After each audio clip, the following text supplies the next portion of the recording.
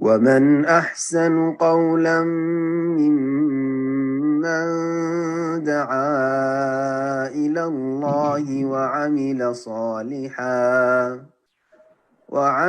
صالحا وقال إنني من المسلمين. السلام عليكم ورحمة الله وبركاته. إن الحمد لله نحمده ونستعينه ونستغفره ونعوذ بالله من شرور أنفسنا ومن سيئات أعمالنا. من يهده الله فلا مضل له ومن يضلل فلا هادي له وأشهد أن لا إله إلا الله وحده لا شريك له وأشهد أن محمدا عبده ورسوله صلى الله تعالى عليه وعلى آله وصحبه وسلم تسليما كثيرا. أما بعد، فقد قال رسول الله صلى الله عليه وسلم الدنيا متاع وخير متاع الدنيا المرأة الصالحة। সম্মানিত শ্রোতা দর্শক মণ্ডলী, যে যেখান থেকে আমাদের সাথে জুমের গুরুত্বপূর্ণ সাপ্তাহিক প্রোগ্রামে যুক্ত হয়েছেন, তাদের সবাইকে আন্তরিক সালাম, মোবারকবাদ এবং দোয়া এবং সার্বিক কল্যাণ কামনা আপনাদের করি। আল্লাহ রাব্বুল আলামিন যেন আমাদের যে যেখানে আমরা আছি শান্তিতে রাখেন এবং শান্তি লাভের, সার্বিক শান্তি লাভের, দারুস সালাম জান্নাত লাভের জন্য আল্লাহ রাব্বুল আমাদেরকে যথাযথ মেহনত পরিশ্রমের নেক আমল করার তৌফিক দান করেন, গুনাহের বোঝাকে হালকা করার তৌফিক দান করেন, তওবা ইস্তিগফার বেশি বেশি করার তৌফিক দান করেন। দীর্ঘ 3 সপ্তাহের বিরতির পরে আবার আমরা আমাদের ধারাবাহিক যে বিষয়বস্তু চলে আসছে সেদিকে ফিরে আসি। আমাদের ধারাবাহিক আলোচনার বিষয়বস্তু হচ্ছে ফিকহুন নিকাহ, বিবাহের মাসাইল। আজকে পর্ব নম্বর 3। আজ যেমন আপনাদের হয়তো জানা আছে, তারিখ হচ্ছে 9 সফর 1447 হিজরি মোতাবেক 3 আগস্ট 2025। এই সফর মাসকে অনেকেই অলৌকিক কুলক্ষণ মনে করে। এটি একটি শিরক। কোনো সময়কে, কোনো স্থানকে, কোনো অবস্থাকে, কোনো ব্যক্তি বস্তুকে, কোনো জীবজন্তুকে, কোনো পরিস্থিতিকে কেউ যদি অলৌকিক কুলক্ষণ মনে করে তাহলে এটি হচ্ছে শিরক। নবী সাল্লাল্লাহু আলাইহি ওয়াসাল্লাম আত্মীয়ারাত শিরক। অলৌকিক কুলক্ষণ মনে করা হচ্ছে আল্লাহ সম্পর্কে কুধারণা রাখা, আল্লাহ সম্পর্কে সুধারণা, হুসনুজ্জান। সবসময় ভালো ধারণা হতে হবে যে আল্লাহ আমার ভালো করবেন, সর্ব অবস্থায় ভালো করবেন। আর আল্লাহ সম্পর্কে যত বেশি আপনি সুন্দর ভালো ধারণা রাখবেন, তত বেশি আপনি সেই অনুযায়ী আল্লাহর নিয়ামত লাভ করবেন। হাদিসে কুদসি, আনা ইনদা জান্নি আবদি বি, আমি আমার বান্দা আমার সম্পর্কে যেমন ধারণা করে, অনুমান করে, তেমনই করে থাকি। সুতরাং ভালো ধারণা যদি করো রব সম্পর্কে যে আল্লাহ সব সময় আমার কল্যাণ করবেন, হেফাজত করবেন, আমার মঙ্গল করবেন, আল্লাহ তাই করবেন। আর যদি সব সময় খারাপ চিন্তা করেন, আজকে মনে হয় ভালো হবে, যে অবস্থা দেখলাম এই সময়টা মনে হয় ভালো নয়, এই জিনিসগুলি মনে হয় ভালো নয়, তো ভালো হবে না। আল্লাহ যেন আকীদা সংশোধনের, আমলের সংশোধনের, আখলাক চরিত্রের সংশোধনের তৌফিক দান করেন। আলোচনার আজকের বিষয়বস্তু পর্ব নম্বর 3-এ দুটো। একটি হচ্ছে বহু বিবাহর হিকমত, রহস্য, আর আরেকটি হচ্ছে পাত্রীকে বিবাহের পূর্বে প্রস্তাব দেওয়া, বিয়ের পেগাম বা প্রস্তাব দেওয়া। এই দুটো বিষয় নিয়ে আমরা সংক্ষেপে আলোচনা করব। প্রথম বিষয় হচ্ছে হিকমাত তাআদ্দুদি যাওজাত, বহু বিবাহের হিকমত, তত্ত্ব, রহস্য কি? এ থেকে লাভ আছে না ক্ষতি আছে? আল্লাহ রাব্বুল আলামিন যেটাকে জায়েজ করেছেন, তো কি নারীদের এতে ক্ষতি হয়েছে বা ক্ষতি সাধন উদ্দেশ্য, ক্ষতিগ্রস্ত করার উদ্দেশ্য, না তাতে বহুমুখী রহস্য, হিকমত, তত্ত্ব এবং উপকারিতা রয়েছে? আল্লাহ বিষয়গুলি বুঝার তৌফিক দান করেন নর এবং নারীকে। এবং যেইভাবে যেই শর্তগুলিকে সামনে রেখে আল্লাহর নাজিলকৃত শরিয়ায় বহু বিবাহকে জায়েজ বা উত্তম করা হয়েছে, সেটা বাস্তবায়নে তৌফিক দান করে। এতে আমাদের ত্রুটির কারণে না নর এবং নারী, স্বামী স্ত্রীর, ছেলে মেয়ের ত্রুটির কারণেই বহু বিবাহ বদনাম হয়ে গেছে। এবং ইসলামের শত্রুরা ইসলামের বিধিবিধানের ক্ষেত্রে ঘৃণা ছড়াবার জন্য ঘরের শত্রু বাইরের শত্রু সবসময় লেগে আছে।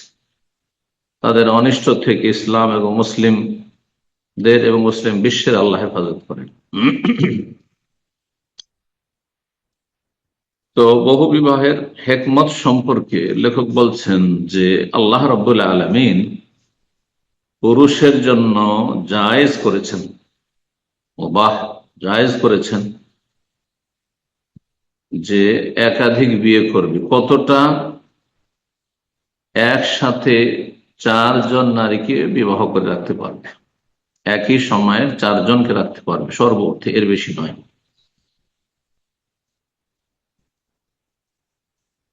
কিন্তু এটাকে লাগামহীন ছেড়ে দেওয়া হয়নি, খেয়াল খুশি যা ইচ্ছা তাই করবে এর উপরে ছেড়ে দেওয়া হয়নি, বরং এর জন্য শর্ত লাগানো হয়েছে। 3টি শর্ত মনে রাখবেন। লেখক এই 3টি শর্ত সংক্ষেপে এখানে বর্ণনা করেছেন। আমি বিবাহের সহিহ বুখারীতে ধারাবাহিক হাদিসগুলির ব্যাখ্যা বিশ্লেষণ করেছি, সেখানে বিস্তারিত আলোচনা করেছি 3টি শর্ত নিয়ে। 3টি শর্ত যদি থাকে তাহলে বহু বিবাহ জায়েজ।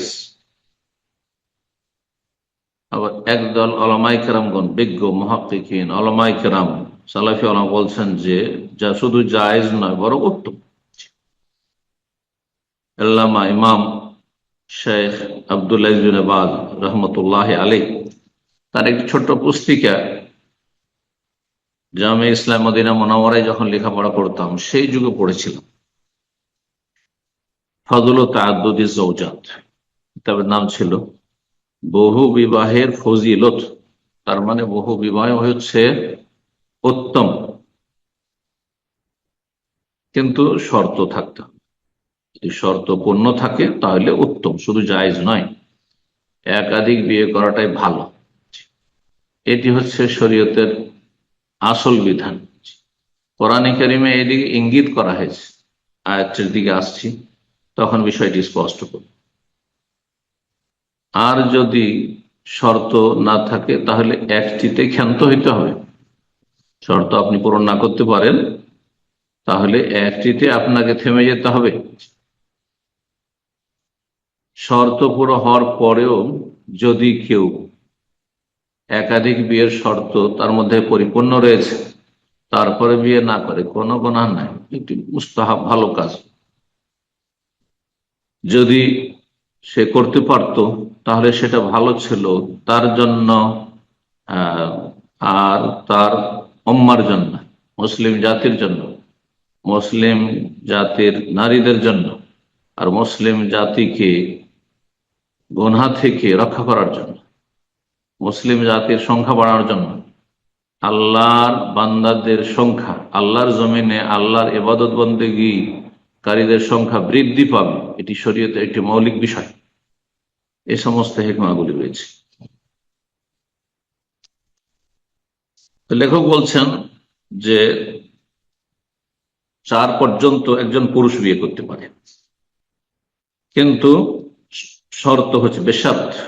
শর্ত হচ্ছে 1 নম্বর, আইন এখন আইন দাহ কুদরাতুন বাদানিয়া, তার শারীরিক যেন শক্তি থাকে, শারীরিক শক্তি থাকে। নবী সাল্লাল্লাহু আলাইহি ওয়াসাল্লাম ইঙ্গিত করেছে, ইয়া মাশার শাবাব, হে যুবক ছেলেরা, মান ইসতাতা মিনকুমুল বাআতা, তোমাদের মধ্যে যার শক্তি রয়েছে, বাতের শক্তি, বাতের অর্থ দুটি।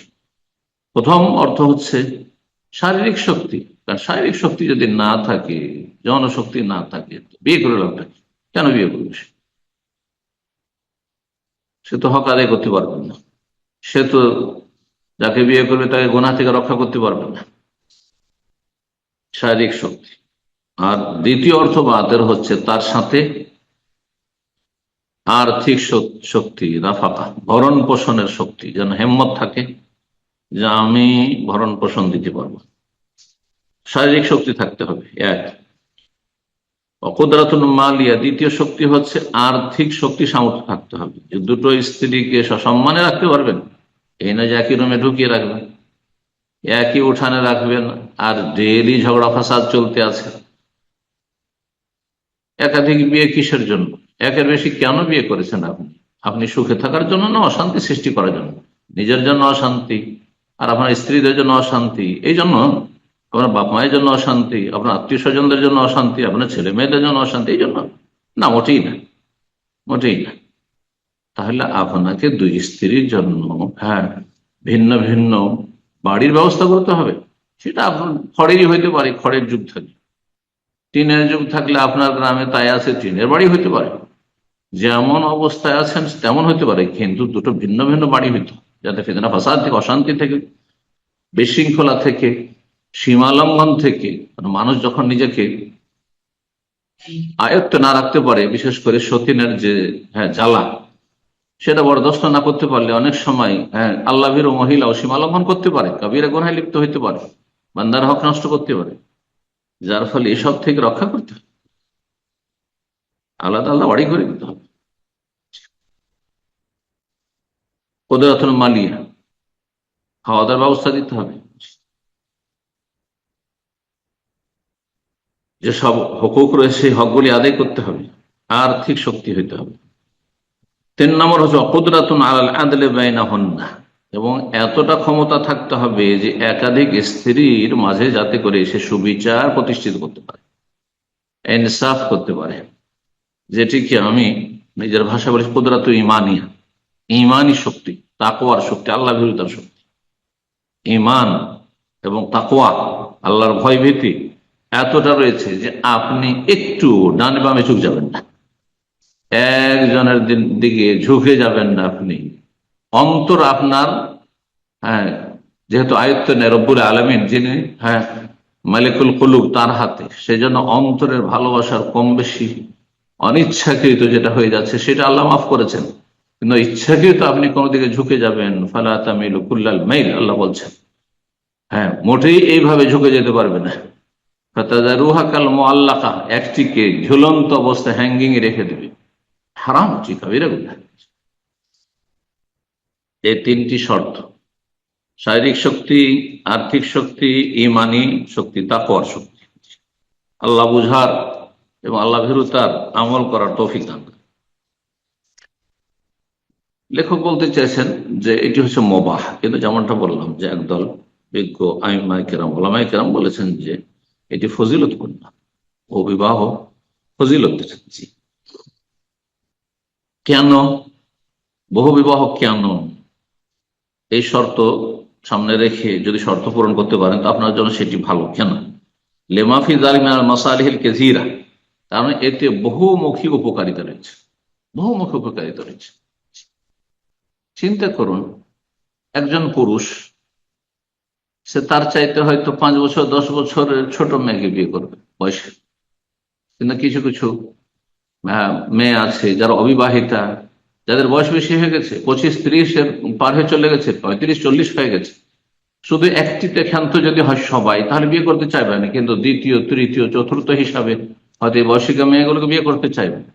অনেকে একজন স্ত্রী রাখলে সে তালাক প্রাপ্ত বিয়ে করবেন না, বিধবা বিয়ে করবেন না, কালো বিয়ে করবেন না, হ্যাঁ, অসুন্দরী বিয়ে করবে না, হ্যাঁ, সব দিক থেকে একবারে দেখবে ভালো, হ্যাঁ, গরিবের মেয়েকে বিয়ে করবে না, ইত্যাদি ইত্যাদি। কিন্তু যদি দ্বিতীয়, তৃতীয়, চতুর্থ হিসাবে হয় তো একটা কালো হলো করে নেবে হয়তো, এটা তালাক প্রাপ্ত হলো, একটা বিধবা হলো করে নেবে হয়তো। তো এইরকম বহুমুখী উপকারিতা রয়েছে। আর এই মেয়েগুলি যাদের বয়স বেশি হয়ে গেছে বা যারা সুন্দরী নয়, যারা অভাবের কারণে যেসব মেয়েদের বিয়ে হচ্ছে না, বিয়ে করছে না কেউ, এই মেয়েগুলি যদি অবিবাহিত থেকে যায় সারা জীবন, তাহলে এদেরকে গুনাহ থেকে রক্ষা করবে কে? গুনাহ থেকে বাঁচানোর জন্য ব্যবস্থা করার দায়িত্ব ফরজে কিফায়াত উম্মত মুসলিম আর মুসলিম উম্মাহ। আমরা কি করলাম তাহলে তাদের গুনাহ থেকে বাঁচানোর জন্য? আমাদের করণীয় তো আমরা করলাম না, ফরজে কিফায়াতই করলাম না। তাহলে বিষয়টি চিন্তার। এই জন্য লেখক বলছেন মিন ইফাত ফারজি, প্রথম কথা নিজেকে গুনাহ থেকে বাঁচাবে। অনেক পুরুষ আছে আল্লাহ তাদের জনশক্তি বেশি দিয়েছেন, অথবা চোখের চাহিদা, হ্যাঁ মনের চাহিদা, যে একটি তার যথেষ্ট হয় না, একটির পর গুনহার দিকে মন যায়, দুটি তিনটি থাকলে আর গুনহার দিকে মন যাবে না তার, সে নিজের গুনাহ থেকে বাঁচাতে পারবে। ইফাতে ফারজিহি, নিজেকে সচ্চরিত্রের অধিকারী বানাতে পারলো, নিজের গুপ্তাঙ্গের হেফাজত করতে পারলো একাধিক বিয়ের মাধ্যমে। এফাফে মাইয়াতে যাওয়া যখন না, আর যেসব নারীদেরকে বিয়ে করলো তাদেরকেও গুনাহ থেকে রক্ষা করতে পারলো। এরা যদি অবিবাহিতা থেকে যায় সারা জীবন, তাহলে এক সময় ডিপ্রেশনে চলে আসবে, এক সময় সর্বনাশ তাদের হয়ে যাবে শারীরিক মানসিক, অথবা এক সময় গিয়ে ব্যভিচারে লিপ্ত হয়ে যাবে। আল্লাহ হেফাজত করুন। মুসলিম ভাই বোনদের আল্লাহ হেফাজত করুন, মুসলিম ছেলে মেয়েদের আল্লাহ হেফাজত করুন। সুতরাং যাদেরকে বিয়ে করে তাদেরকে গুনাহ থেকে রক্ষা করবে উদ্দেশ্য, এই হিকমা। 3 নম্বর ফায়দা হচ্ছে ওয়াল ইহসান ইলাইহিন্না, এসব মেয়েদের উপকার করলো, যাদেরকে দ্বিতীয় তৃতীয় চতুর্থ হিসাবে বিয়ে না করলে হয়তো মেয়েগুলির বিয়ে হইতো না, তাদের উপর ইহসান করলো, অনুগ্রহ করলো। তালাক প্রাপ্তার বিয়ে হয় না সমাজ আজকাল, বিধবার বিয়ে হয় না সমাজ আজকাল। হিন্দু সভ্যতা আমাদেরকে গ্রাস করেছে, বিজাতি সভ্যতা, যে যদি কোনো মহিলা বিধবা হয়ে যায় তাহলে সে রাক্ষসনী, নাউজুবিল্লাহ, সে তার স্বামীকে খেয়েছে। এইসব গাল খেতে হয় এইসব মেয়েদেরকে, বিবাহ করলে আর এইসব গাল খেতে হবে। সসম্মানে স্বামীর সাথে দ্বিতীয় তৃতীয় চতুর্থ স্ত্রী হিসাবে জীবন যাপন করবে। চতুর্থ হিকমা হচ্ছে তাকসিরুন নাসল আল্লাযী তাকসুরু বিহিল উম্মাহ, প্রজন্ম বৃদ্ধি পাবে। আপনি একটি স্ত্রী বিয়ে করলে আজকাল যে সিজার শুরু হয়েছে, যে দুটো তিনটার বেশি তো ভাবাই যায় না হয়তো। হ্যাঁ, এত ভয় দেখাচ্ছে যে দুটোই নিতে চায় না। আর এত ইমান দুর্বলতা হয়েছে যে পয়সার ক্ষেত্রে পুরো দুনিয়া যদি দিয়ে দেওয়া হয় তবু খাই খাই মিটবে না, আরো আর এক দুনিয়া চাইবে। লবতাকা সালসান, দুটো দেওয়া হলে তৃতীয় বিশ্ব চাইবে। আর ছেলে মেয়ের ক্ষেত্রে বলছে দুটোর পর আর নাই, ছেলে হোক আর মেয়ে হোক একটি মাত্র, নাউযুবিল্লাহ। এই তো হচ্ছে মুসলিম জাতির অধিকাংশের অবস্থা। তো আপনি যখন দুটো তিনটে চারটে বিয়ে করবেন, হ্যাঁ, একটি স্ত্রীতে খুব বেশি হলো 5টা 7টা 8টা 9টা হইলো, কিন্তু দুটো তিনটে স্ত্রী হলে আরো বেশি ছেলে মেয়ে 15টা 20টা 30টা 40টা হইতে পারে এক একজনের। জি, তাহলে উম্মাতে মুসলিমার সংখ্যা বাড়লো, আপনি প্রজন্ম বাড়ালেন। জি, মানব জাতিকে আল্লাহ শ্রেষ্ঠ করে সৃষ্টি করেছেন। ওয়ালাকাদ কাররামনা বানি আদম, আদম সন্তান সবচেয়ে শ্রেষ্ঠ, তাদের সংখ্যা বাড়ালেন আপনি।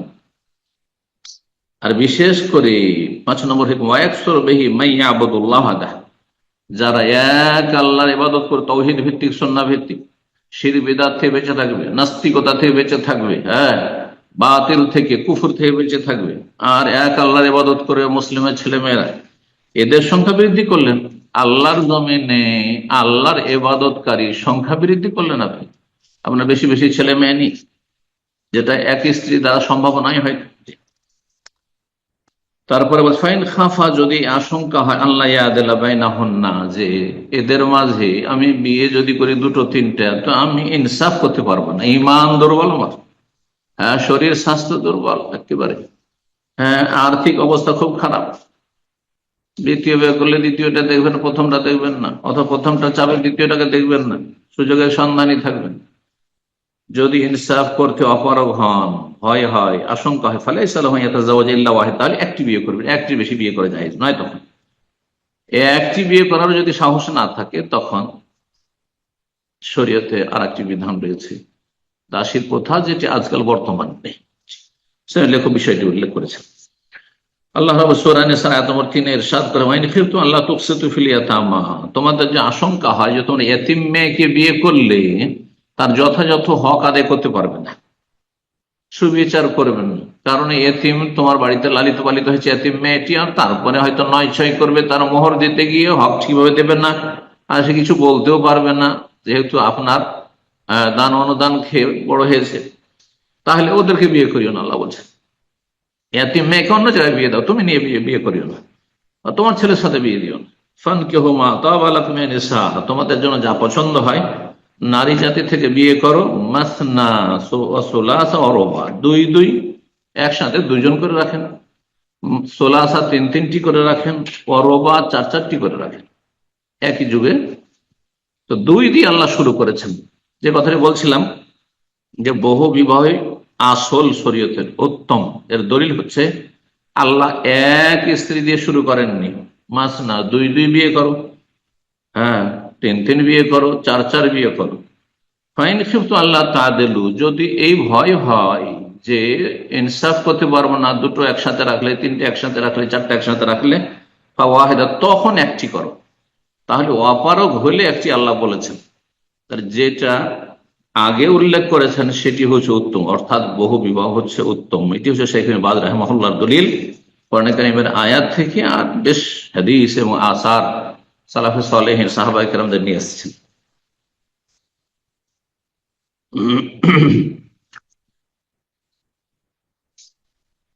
আল্লাহ রাব্বুল আলামিন বহু বিবাহ জায়েজ করেছেন, কিন্তু এই ক্ষেত্রে আর একটি নিষেধাজ্ঞা রয়েছে।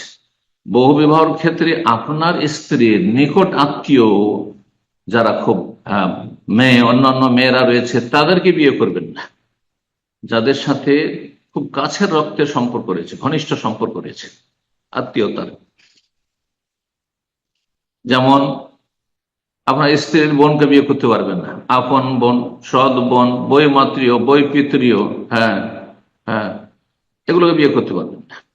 দুধ বোন, এইরকম আপনার স্ত্রীর সাথে দ্বিতীয় বিবাহ হিসাবে, তৃতীয় হিসাবে আপনি আপনার তার ফুফুকে বিয়ে করতে পারবেন না।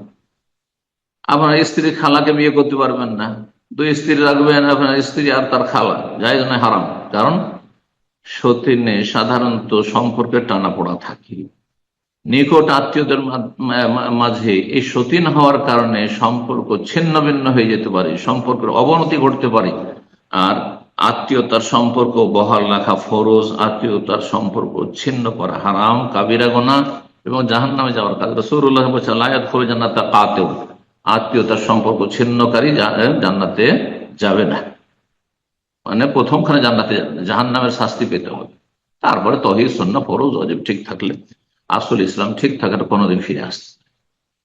তো এই গুনাহ যেন না হয়ে যায়, সেই জন্য আপনার স্ত্রী যারা এখন নিকট আত্মীয় মেয়ে, সেসব মেয়েকে আপনি আপনার স্ত্রী সতীন হিসাবে গ্রহণ করতে পারবেন না।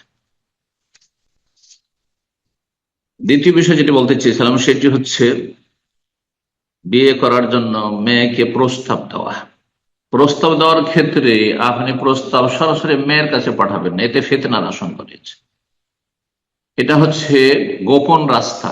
ভদ্র মানুষ, শরীফ মানুষ, সম্মানিত মানুষ গোপন রাস্তা দিয়ে, চোরা রাস্তা দিয়ে ঢুকে না, বরং সদর রাস্তা। কারো বাড়িতে ঢুকলে সদর রাস্তা দিয়ে ঢুকে, চোর ডাকাতরা চোরা রাস্তা দিয়ে ঢুকে। শুধু আপনি যদি ভালো মানুষ হন, তাহলে আপনি সরাসরি সেই মেয়েকে পায়গাম দিতে যাবেন না। মেয়ের অভিভাবক রয়েছে, মেয়ের ভাই রয়েছে, মেয়ের মামা রয়েছে, মেয়ের চাচা রয়েছে, মেয়ের আত্মীয় স্বজন, তাদের মাধ্যমে প্রস্তাব পাঠাবেন, যাতে করে আপনি নারী ফিতনা থেকে মুক্ত থাকতে পারেন। আল্লাহ হেফাজত করে। যখন আপনি প্রস্তাব দেবেন, তো আপনার জন্য সেই মেয়েটিকে দেখে নেওয়া মুস্তাহাব, ভালো কাজ, ওয়াজিব নয়। যদি না দেখেন, তাতে সন্তুষ্ট থাকেন, কোনো অসুবিধা নেই। আপনি সরাসরি না দেখে, যদি আপনার মা দেখে আসলো, আপনার খালা, আপনার বোনেরা দেখে আসলো, আর তারপরে আপনি তাদের কাছ থেকে শুনে নিলেন, আর তাতে আপনি সন্তুষ্ট হয়ে গেলেন, না পছন্দ আমার, ঠিক আছে। কিন্তু আপনি পরে আবার বলবেন না যে আমি দেখিনি, সুতরাং আমার পছন্দ হচ্ছে না বিয়ে করার পরে, এটা বলবো। বলছেন লেখক, ইয়াস্তাহিব বলে মান আরাদা খিতবাতা ইমরাহ, কোন মহিলাকে যদি আপনি প্রস্তাব দিতে চান, তার জন্য মুস্তাহাব হচ্ছে, ওই ব্যক্তির জন্য মুস্তাহাব হচ্ছে আইয়ানুজুরা মিনহা মা ইয়াদু ইলা নিকাহিহা বিলা খালওয়া, আপনি তাকে দেখে নেবেন যেটা আপনাকে আকৃষ্ট করে তাকে বিয়ে করার জন্য, যাতে আকৃষ্ট হইতে পারে। পছন্দ হলো তাহলে না, আর এমনি হয়তো শুনেছেন, অথবা আপনার তার সম্পর্কে ধারণা নেই যে কেমন, তাহলে আপনার আগ্রহ নাও হইতে পারে। কিন্তু যেটা হারাম এই ক্ষেত্রে বেলা খালওয়াতে, নির্জনতা, দেখতে গিয়ে রুমে 10 মিনিট 15 আধা ঘন্টা, আচ্ছা আপনারা একটু ফিরিয়ে গল্প করেন।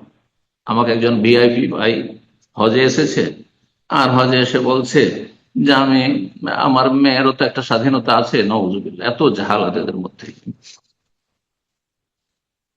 আমার মেয়ের তো স্বাধীনতা আছে, সেই জন্য আমরা ওকে ওই ছেলের সাথে আধা ঘন্টা 1 ঘন্টা গল্প করার জন্য ছেড়ে দিলাম, আর তারপর তখন রুমে গল্প করতে থাকলো, আমরা সরে গেলাম, আর তারপরে তাদের যদি একটা অ্যাডজাস্টমেন্ট হলো, তারপরে যদি বললো যে হ্যাঁ ঠিক আছে ওকে, তখন বিয়ে দিলাম।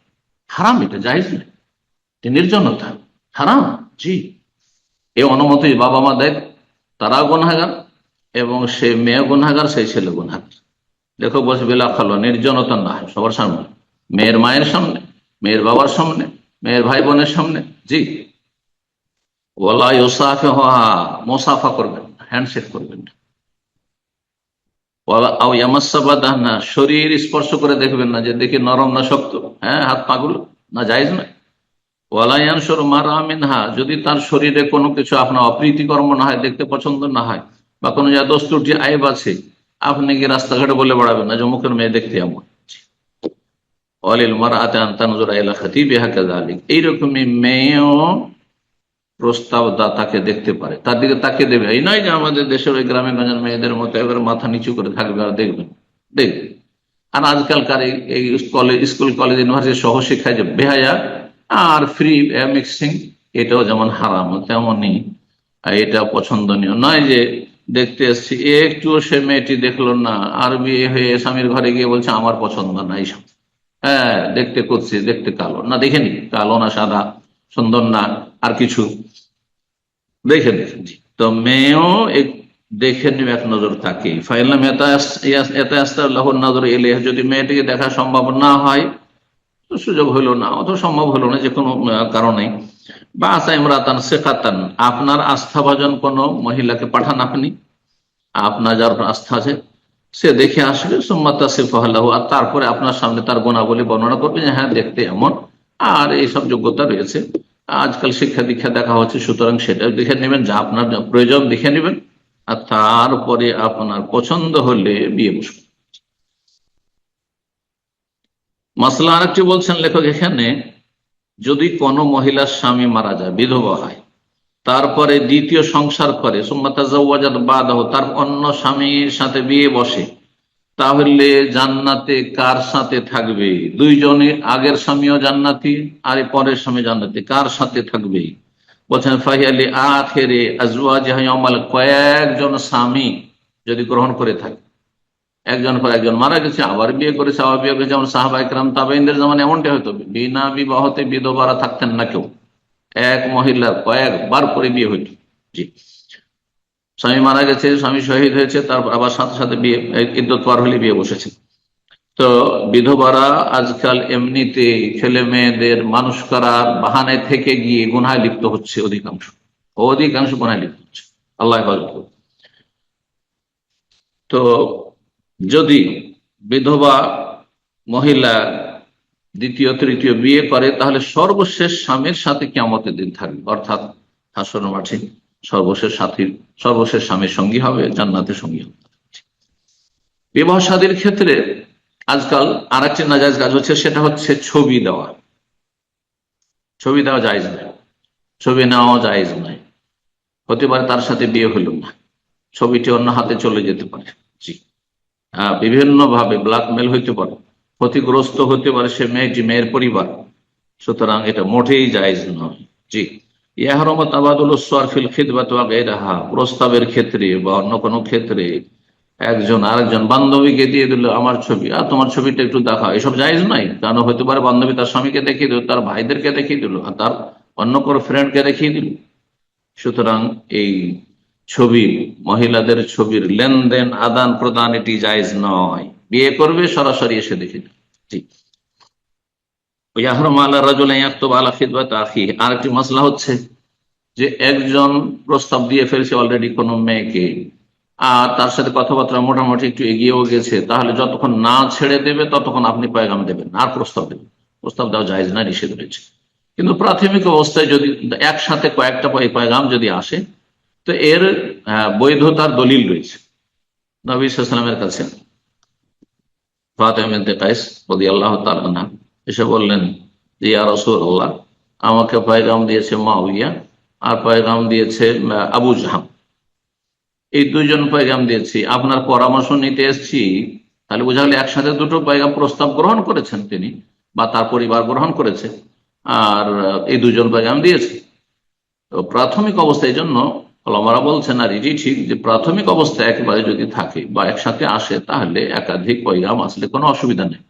কিন্তু যখন কথাবার্তা এগিয়ে গেছে তখন আর পয়গাম দেবেন না, জানছেন যে হ্যাঁ অলরেডি কথাবার্তা তাদের চলছে, হ্যাঁ বিয়ে হয়ে যাক অথবা তারা ছেড়ে দিক, বিয়েটা ভেঙে যাক, তারপরে আমি পয়গাম। তো নবী সাল্লাল্লাহু আলাইহি ওয়াসাল্লাম পরামর্শ দিলেন যে আবু জাহাম এমন ব্যক্তি যেই ব্যক্তির চরিত্র ভালো না স্ত্রীর সাথে, ফালা ইয়াদাউ আসাহু আন আতিকি, সে কাঁধ থেকে লাঠি নামায় না, সব সময় মারধর করে স্ত্রীকে। তার মানে এর আগে তার ব্যাড রিপোর্ট আছে, বিয়ে করেছে আর স্ত্রীকে মারধর করেছে। তারা যারা স্ত্রীকে মারধর করে, যাদের বাবা ভাই আত্মীয় স্বজন মারধর করে স্ত্রীকে, সে বংশে বিয়ে দেওয়া ভালো কাজ নয়, নবী নিষেধ করেছে, ওইরকম বংশে বিয়ে দেবেন না। জি, একমাত্র যদি আপনি জানেন যে সে ব্যতিক্রম হয়েছে তার বংশ থেকে বা তার বাপ মা থেকে, সেটা ভিন্ন বিষয়। জি। আর মুআবিয়া সম্পর্কে মুআবিয়া এক সময় যিনি রাজা হলেন তিনি একেবারে দরিদ্র, সলুকুন ফকিরুন, অভাবী দরিদ্র, তার কাছে পয়সা কড়ি কিছুই নেই। তুমি এই পথের ফকিরকে বিয়ে করবে, কি খাওয়াবে? তাহলে কেউ যদি একেবারে গরিব হওয়ার কারণে বলে না কি খাবে, কি খাওয়াবে, সে তার কোনো কাজকর্ম নেই, কিছু নেই, জমি জায়গাও নেই, বা তার ইনকাম সোর্স নেই, তো এটা কোনো নাজায়েজ কাজ নয়। অনেকে এটা আপত্তি তোলেন যে দিনদার ধার্মিক কেন বিয়ে দিলেন না, বিয়ে দেওয়ার ক্ষেত্রে এখতিয়ার আছে। কেউ যদি মনে করে যে আমি শুধু দিন দেখে বিয়ে দেবো, তার জন্য জাহিদ, কিন্তু মেয়েটার জন্য হিতাকাঙ্ক্ষীও হইতে হবে। যদি আপনি ভালো করার সম্ভাবনা থাকে তো সব দিক থেকে ভালো করার চেষ্টা করবেন। জি। তো নবী সাল্লাল্লাহু আলাইহি ওয়াসাল্লাম মুআবিয়াকে বিয়ে করতে নিষেধ করলেন, বললেন যে ওয়ালাকিন ইনকি ওসামা, ওসামা আমার পালক পুত্র যায়েদ বিন হারেসার ছেলে যে ওসামা, ওকে বিয়ে। প্রথম দিকে তিনি দ্বিধাগ্রস্ত ছিলেন, বিয়ে করতে চাইছিলেন না, কারণ ওসামা দেখতে খুব কালো ছিল। তারপরে নবী সাল্লাল্লাহু আলাইহি ওয়াসাল্লামের পরামর্শে রাজি হয়ে গেলেন, আর তারপর বলছেন আল্লাহ তাতে অনেক আমাকে বারাকা দান করলেন। ঠিক। তো অনেক সময় বাহ্যিক অপ্রীতিকর হলে, পছন্দ না হলেও দেখা যায় যে যদি দিনকে প্রাধান্য দেন তাহলে তাতে আল্লাহ অনেক বরকত দিয়ে থাকেন, যেটা কল্পনার বাইরে। তো এই ছিল একটি গুরুত্বপূর্ণ বিষয় যে একজন আরেকজনের পয়গামের ওপর পয়গাম পাঠাবে না যতক্ষণ পর্যন্ত আছে। তারপরে বিবাহ দেওয়ার ক্ষেত্রে মেয়ের অভিভাবকের জন্য ফরজ কাজ হচ্ছে যে নেক ছেলে ছাড়া বিয়ে দেবেন না, অর্থাৎ মুশরিককে বিয়ে দেবেন না, মাজার পূজারীকে বিয়ে দেবেন না, নাস্তিককে বিয়ে দেবেন না, হ্যাঁ যারা আল্লাহ পরকালে সন্দিহান তাদেরকে বিয়ে দেবেন না, হারাম, এটি খেয়ানত, বড় খেয়ানত। বেনামাজিকে বিয়ে দেবেন না, প্রকাশ্য গুনাহে লিপ্ত রয়েছে, প্রকাশ্য মদ খায়, প্রকাশ্যে জেনা ব্যভিচারে লিপ্ত, হ্যাঁ সব গ্রামগঞ্জের মানুষ জানছে, আত্মীয় স্বজন বা এলাকার মানুষ জানছে, যার পাপ প্রকাশ্য এইরকম পাপিষ্টকে কখনো মেয়ে তুলে দেবেন না। মানুষের ভিতরে আভ্যন্তরীণ কি গুনাহ আছে না আছে এত তদন্তের কোনো প্রয়োজন নেই, কিন্তু বাহ্যিক আপনাকে দেখতে হবে যে আকীদা সহি রয়েছে, আকীদা বড় শিরক বড় কুফরি নেই, আর তারপরে ঈমান ভঙ্গের কোনো কারণ তার মধ্যে নেই, সেহের জাদুর সাথে তার কোনো সম্পর্ক নেই, বেনামাজি নয়, ইত্যাদি ইত্যাদি। আর কিছু যদি ত্রুটি থাকে, মানুষের ত্রুটি থাকতে পারে, তাহলে আপনি বিয়ে দিতে পারেন। ভালো ছেলেকে আপনি তুলে দেবেন আপনার মেয়ে, এটি হচ্ছে আপনার আমানত কাঁধে। জি, এই খেয়ানত করলে আল্লাহর কাছে জবাব দিতে হবে। তারপরে ভালো ছেলে যদি পছন্দ হয়ে যায়, তা আমাদের সমাজে মেয়ের বাবা বা মেয়ের আত্মীয় স্বজন ভাই বলবে যে আমার একটা বোন আছে, আমার মেয়ে আছে, তোমাকে আমি জামাই করতে চাই, তোমার সাথে বিয়ে দিতে চাই, এটা আইবের বিষয় না, আইব নয়। এটা সাহাবায়ে কেরাম অহরহ করেছেন, কোনো দোষের কথা নেই।